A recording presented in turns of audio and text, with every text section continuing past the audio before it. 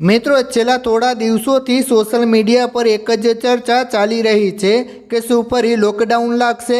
વડાપ્રધાન નરેન્દ્ર મોદીએ સંસદમાં આપેલા એક નિવેદન બાદ લોકોમાં ફફડાટ છે કે કોરોના જેવી સ્થિતિ ફરી આવશે। પેટ્રોલ પંપ પર લાંબી લાઈનો લાગી રહી છે અને લોકો અનાજ ભરવા લાગ્યા છે, પરંતુ શું આ વાતોમાં કોઈ તથ્ય છે? આજે આપણા વિડીયોમાં જાણીશું કે કેન્દ્ર સરકારે આ બાબતે શું સ્પષ્ટતા કરી છે અને વડાપ્રધાને તમામ રાજ્યોના મુખ્યમંત્રીઓ સાથે કયા મુદ્દે બેઠક કરી હતી। સાથે આપણે એ પણ જાણીશું કે એનર્જી લોકડાઉન એટલે શું।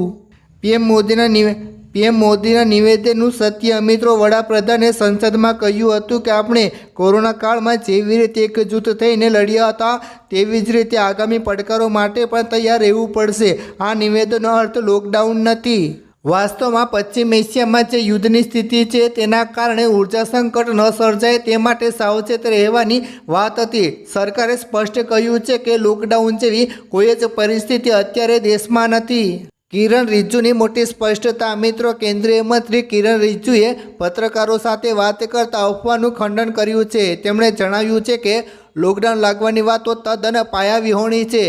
પેટ્રોલ અને ડીઝલ પરની એક્સાઇઝ ડ્યુટી ઘટાડીને સરકારે જનતાને રાહત આપી છે। પેટ્રોલ પર ₹3 અને ડીઝલ પર 0। સરકારનો મુખ્ય હેતુ જનતાને કોઈ તકલીફ ન પડે તે જોવાનો છે।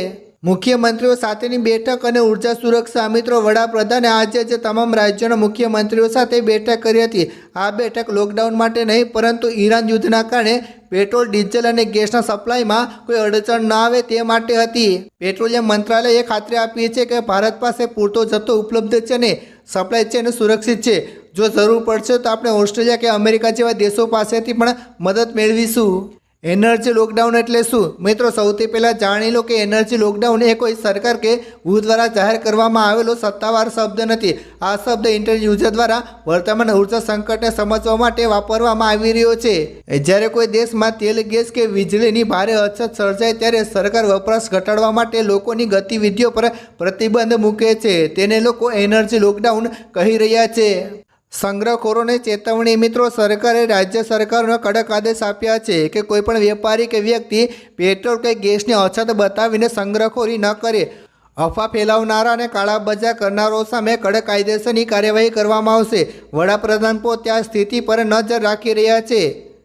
તો મિત્રો, સારાંશ એ જ છે કે ગભરાવાની જરૂર નથી। લોકડાઉન લાગવાનું નથી। પેટ્રોલ, ડીઝલના ભાવ ઘટ્યા છે અને દેશ પાસે પૂરતો સ્ટોક છે। સોશિયલ મીડિયા પર આવતી આ ખોટી અફવાઓથી દૂર રહો અને વિશ્વાસપાત્ર સમાચાર પર જ ભરોસો રાખો। જો તમને અમારી માહિતી ગમી હોય તો વિડીયોને લાઇક કરો, શેર કરો ને તમારા મિત્રો સાથે પહોંચાડો, જેથી કરીને બધાને ખબર પડે કે ખરેખર ગુજરાત કે ભારતમાં લોકડાઉન લાગવાનું નથી। ધન્યવાદ।